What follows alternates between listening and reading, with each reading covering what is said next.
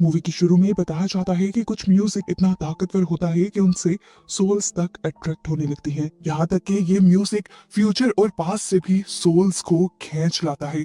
साथ ही साथ evil souls को भी ये अपनी तरफ अट्रैक्ट कर लेता है। फाइनली मूवी के ओपनिंग सीन में हम सैमी नाम के एक जख्मी लड़के को हाथ में गिटार लिए चर्च के अंदर आता दिखते हैं, जो बुरी तरह घायल है और चर्च के लोग उसे देखकर परेशान हैं। प्रीस्ट भी उसके लिए प्रे करने लग जाते हैं और सैमी से कहते हैं तुम म्यूजिक छोड़ दो, इस वक्त जो शैतानी ताकतें तुम्हारे पीछे हैं तुम्हें छोड़ देंगी। असल में इस टाइम सैमी के साथ हुआ क्या था ये जानने के लिए कहानी एक दिन पीछे जाती है। सैमी को गिटार हाथ में लिए म्यूजिशियंस के साथ दिखाया जाता है। इनका बैंड ब्लू म्यूजिक बनाता है। इस म्यूजिक या सॉन्ग में सभी इमोशनल लिरिक्स होते हैं, जिनकी इमोशंस को अच्छे से समझने के लिए म्यूजिक ऐसा बनाया जाता है कि लोग तो क्या सोल्स भी इनमें खोने लग जाती हैं। सैमी के डैड को उसका ये पैशन बिल्कुल पसंद नहीं और पता चलता है सैमी के डैड कोई और नहीं बल्कि पहले सीन में दिखाए जाने वाले चर्च के प्रीस्ट ही हैं। नेक्स्ट सीन में हम दो भाइयों को देखते हैं जिनका नाम स्मोक और स्टैक है। इनके पास बहुत ज्यादा पैसा है जिसे वो एक बहुत बड़े गैंगस्टर से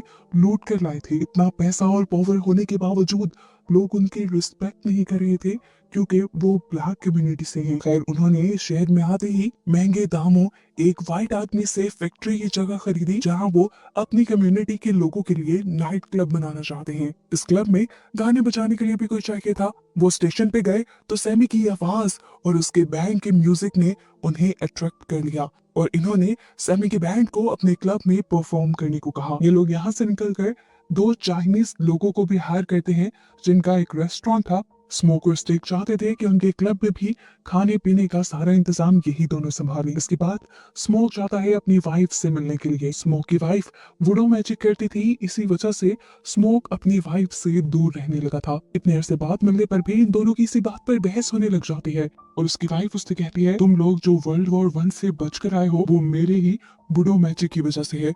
ये सुनकर स्मोक कहता है अच्छा अगर इतना ही पावरफुल था तुम्हारा मैजिक तो हमारी बेटी क्यों नहीं बच पाई। इस बात से स्मोक की वाइफ खामोश हो जाती है, लेकिन वो देखती है कि स्मोक ने अभी भी उसका दिया हुआ एक पेंडेंट पहना हुआ था, इसी वजह से वो उसे प्यार करती है। अब सीन कट होता है और हमें एक जख्मी अजीब आदमी को दिखाया जाता है। उसकी हालत ऐसी थी मानो वो किसी के जुल्म से बचकर आया हो। वो एक कपल के घर में छुप जाता है और थोड़ी ही देर बाद उस कपल के घर पे कुछ वैम्पायर हंटर्स आते हैं, लेकिन वो कपल उस आदमी को बचाने के लिए वैम्पायर हंटर्स से झूठ बोल देता है कि हमारे घर कोई भी नहीं आया। वैम्पायर हंटर्स के जाने के बाद वो आदमी जो इनके घर आया था वो लड़के के ऊपर हमला कर देता है और उसका कुछ खून भी पी लेता है, जिसके बाद हमें पता चला कि वो लड़का भी वैम्पायर बन चुका था और उसकी वाइफ उसे देखकर जोर से चिल्लाती है और सीन यहीं पर कट हो जाता है। सीन कट होकर अब हमें दोबारा स्मोक और स्टैक को दिखाया जाता है जिनका नाइट क्लब अब पूरी तरह से डेकोर हो चुका है, बन चुका है और आज उनकी ओपनिंग नाइट है। स्मोक अपनी चीजों को लेकर बहुत ज्यादा स्ट्रिक्ट था और उसने अपने गार्ड से भी कह दिया था कि कोई भी बिना टिकट के या कम पैसों वाली टिकट से अंदर नहीं आएगा, जबकि उससे ऑपोजिट स्टैक का ख्याल था कि उनकी कम्युनिटी के लिए उनका ये क्लब एक जन्नत की तरह होना चाहिए। वो अपने थके हारे दिन में थोड़ा सा रेस्ट करने के लिए आएंगे, अगर वो कम पैसे भी दें तो कोई बात नहीं। दिखाया जाता है कि पहले ही दिन उनका नाइट क्लब फुल सक्सेस पे था क्योंकि बहुत सारे लोग यहाँ आए थे। सैमी अब अपनी परफॉर्मेंस शुरू कर देता है, लोग जिसमें खो जाते हैं और अब उसके म्यूजिक से हम सोल्स को भी अट्रैक्ट होकर यहाँ आते हुए देखते हैं। यही नहीं, अब वो तीनों वैम्पायर भी यहाँ आ चुके थे, जिसमें पहले एक वैम्पायर ने आकर कपल को वैम्पायर बनाया था। एज वैम्पायर वो बिना परमिशन के क्लब के अंदर नहीं जा सकते थे। जब इन्होंने परमिशन ली तो स्मोक ने इन्हें मना कर दिया क्योंकि वो वाइट था और वाइट लोग इनकी कम्युनिटी को अच्छा नहीं समझते थे।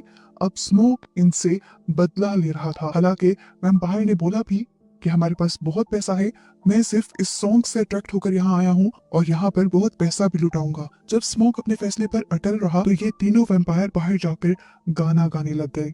कुछ देर बाद हमें दिखाया गया कि अंदर स्मोक और स्टेक की उनकी दोस्त मैरी के साथ लड़ाई हो जाती है, जिसकी मॉम ने इन दोनों को पाला था। गुस्से में वो क्लब से बाहर चली गई जहां वो तीनों वैम्पायर थे। वो लड़की वैम्पायर मैरी से बात करने की कोशिश करती है और कहती है कि हमें क्लब में एंट्री दिलवा दो, हमारे पास ये सोने के सिक्के हैं जो हम अंदर देंगे। लेकिन मैरी को यहाँ पहले वाले वैम्पायर की हरकतें कुछ अजीब लगी, क्योंकि मैरी को देखकर उसके मुंह से पानी आने लगा था और बिना वक्त गवाए उसने मैरी के ऊपर हमला भी कर दिया। मैरी को काट के उसका खून पीकर उसने यहाँ मैरी को भी वैम्पायर बना दिया। वैम्पायर बनने के बाद वो अब क्लब के पास गई और परमिशन लेकर क्लब के अंदर भी चली गई। यहाँ जब वो स्टेक के साथ क्लोज होने लगी तो उसने स्टेक के ऊपर भी हमला करते हुए उसका खून पिया और उसे वैम्पायर बना दिया। ये सब स्मोक यानी स्टेक का भाई देख चुका था। वो मैरी के ऊपर अपने भाई को बचाने के लिए गोली चलाता है, लेकिन मैरी हंसते हुए यहाँ से ऐसे चली जाती है जैसे उस पर इन गोलियों का कोई असर ही नहीं है। स्मोक मैरी को अपनी बहन मानता था। उसका ये बिहेवियर देखकर वो इमोशनल हो गया और उसने फिलहाल के लिए ये नाइट क्लब खाली करवा दिया।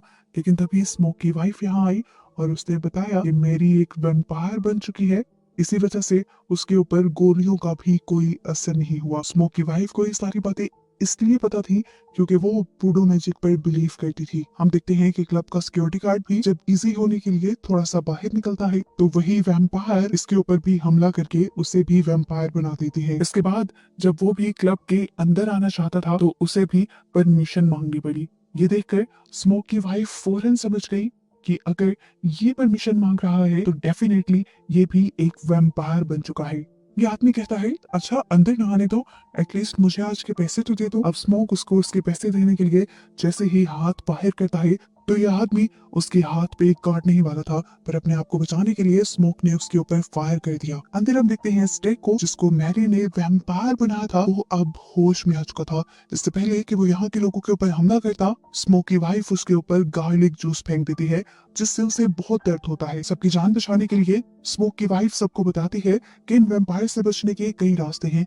अपने आप से दूर करने के लिए इनके ऊपर गार्लिक जूस फेंका जा सकता है या गार्लिक का इस्तेमाल किया जा सकता है। इसके अलावा अगर इन्हें मारना हो तो सिर्फ सिल्वर या फिर लकड़ी से इनको मारा जा सकता है। और हाँ, अगर कोई इंसान परमिशन लेकर तुम्हारी बिल्डिंग में आने की कोशिश करे तो उसे फौरन मना कर दो, क्योंकि इंसान बिना परमिशन के किसी भी बिल्डिंग में आ जा सकते हैं, लेकिन वैम्पायर्स नहीं। अब वो बार के अंदर मौजूद सभी लोगों को गार्लिक खाने को कहती है ताकि वो ये कंफर्म कर सके कि यहाँ पर मौजूद सारे लोग अभी तक इंसान हैं। अब इस क्लब से बाहर का सीन दिखाया जाता है।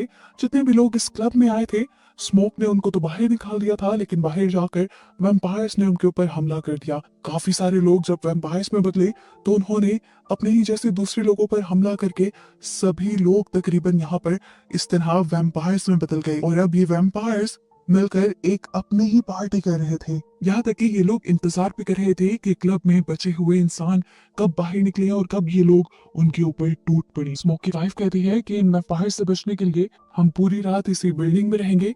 सुबह होने पर ये सभी वैम्पायर्स यहाँ से गायब हो जाएंगे क्योंकि वो सूरज की रोशनी में नहीं रह सकते। अब यहाँ पर वो पहला वैम्पायर आकर स्मोक और उनके सभी साथियों को मनाने लगता है कि उन्हें भी वैम्पायर्स बन जाना चाहिए, क्योंकि ये सबसे बेहतर डिसीजन है। यहाँ पे रेसिज्म नहीं है, यानी काले गोरे का कोई कॉन्सेप्ट नहीं है। साथ ही यहाँ वैम्पायरिज्म में कोई मौत भी नहीं है। यहाँ वैम्पायर्स के बारे में एक और इंटरेस्टिंग फैक्ट ये पता चलता है कि जो वैम्पायर दूसरे इंसान को शिकार करके वैम्पायर बनाता है, उसकी मेमोरी भी पहले वाले वैम्पायर को मिल जाती है। ऐसे इस वैम्पायर ने जिस कपल के ऊपर सबसे पहले हमला किया था, वो कपल पहले ही स्मोक और स्टेक के ऊपर हमला करने ही वाले थे, उनको लूटने वाले थे, क्योंकि शहर में किसी को भी ये बर्दाश्त नहीं हुआ था कि ब्लैक लोग यहाँ के सबसे अमीर लोग हों। वो इनसे कहता है, देखो इंसान तुम्हारी तरक्की वैसे भी बर्दाश्त नहीं कर सकते, तो क्यों ना तुम वैम्पायर ही बन जाओ। एंड पे आकर वो वैम्पायर कह ही देता है, अच्छा तुम सब नहीं तो हमें सैमी दे दो, क्योंकि सैमी के म्यूजिक में वो ताकत है जो यहाँ पर पास्ट और प्रेजेंट की सोल्स को भी बुला ले। अब यहाँ पर वो चाइनीज औरत जो रह गई थी, जो रेस्टोरेंट यहाँ चला रही थी, ये वैम्पायर्स उसको धमकी देते हैं कि हम तुम्हारे घर पे जाकर तुम्हारी बेटी के ऊपर वार करेंगे। ये सुनकर वो जज्बात में आकर उनको अपने से लड़ने की धमकी दे देती है और ऐसे वैम्पायर्स को इस नाइट क्लब के अंदर आने की परमिशन मिल जाती है। अब वैम्पायर्स आते ही इन सारे इंसानों के ऊपर हमला कर देते हैं। वैम्पायर्स के इस हमले में स्मोक की वाइफ, वो लेडी जिसने इन वैम्पायर्स को चैलेंज दिया था, और सैमी के बैंड का एक मेंबर जिसने ब्लू म्यूजिक सैमी को सिखाया था, वो तीनों ही मारे जाते हैं। सबसे ज्यादा इमोशनल मौत यहाँ पर स्मोक की वाइफ की थी, क्योंकि स्मोक ने अपनी वाइफ को खुद मारा था। स्मोक के भाई ने यानी स्टैक ने उसकी वाइफ के ऊपर हमला कर दिया था, वो उसे वैम्पायर बनाने लगा था। इससे पहले कि वो वैम्पायर बन जाती, स्मोक ने एक वुडन स्टेक से अपनी ही वाइफ को मार दिया। यहाँ हम देखते हैं कि सैमी और सैमी के साथ ही इन वैम्पायर से बचकर भागने की कोशिश करती है, लेकिन पहला वैम्पायर जिसका नाम रेमिक है वो उन्हें रोक लेता है। जबकि दूसरी तरफ स्मोक की लड़ाई अपने ही भाई स्टैक के साथ होने लग जाती है। यहाँ सैमी और उसकी पार्टनर के ऊपर आखिर रेमिक हमला कर ही देता है। उसने सैमी की पार्टनर को काट लिया था। सैमी की पार्टनर उससे कहती है कि मेरी छोड़ो, अपनी जान बचाकर यहाँ से भागो। इतने सारे वैम्पायर से बचकर भागना आसान नहीं था। सैमी के पीछे ये सारे लगे हुए थे, इसलिए सैमी अपने आप को बचाने के लिए अपना गिटार रैमिक के सर पे मार देता है। उसके गिटार में बहुत सा सिल्वर लगा हुआ था, जिसकी वजह से रैमिक को बहुत ज्यादा दर्द हुआ। और क्योंकि ये सारे वैम्पायर्स कहीं ना कहीं रैमिक से कनेक्टेड थे, इसीलिए सभी वैम्पायर्स को दर्द हुआ और सैमी को यहाँ से भागने का मौका मिला। अब हम देखते हैं कि रैमिक भागकर सैमी के ऊपर आकर हमला करने ही वाला था कि इस मर्तबा स्मोक सैमी को बचाने आ गया और उसने एक वुडन स्टेक रैमिक के जिस्म के अंदर स्टैब कर दिया। सभी वैम्पायर्स रैमिक की या कह रहे उनके लीडर की मौत से शॉक रह गए और इतनी ही देर में सुबह का सूरज भी निकल आया। इन सारे नए नए वैम्पायर्स को ये पता ही नहीं था कि सुबह होने से पहले इन्हें कहीं छुपना भी है, इसलिए सूरज की रोशनी पड़ते ही ये खुद ब खुद जल गए। इसके बाद स्मोक सैमी को जल्दी से यहाँ से भाग जाने को कहता है, क्योंकि वो जानता था कि जिस गैंगस्टर के पैसे वो मूवी की शुरुआत में लूट कर आया था, उसके लोग जरूर उसके ऊपर हमला करने के लिए आएंगे। ठीक ऐसा ही हुआ। यहाँ पर बहुत से लोग उसे पकड़ने के लिए आ गए, जिनके साथ स्मोक ने अकेले ही अपनी गन से फाइट की और उन सबको मार गिराया। लेकिन जवाब में वो दूसरे लोग भी फायरिंग कर रहे थे, जिनकी गोलियों से स्मोक बहुत ज्यादा जख्मी हुआ था। वो अपनी आखिरी सांसें ले रहा था, जिसमें दिखाया जाता है कि वो अपनी वाइफ और बेटी को भी याद करता है और ऐसे ही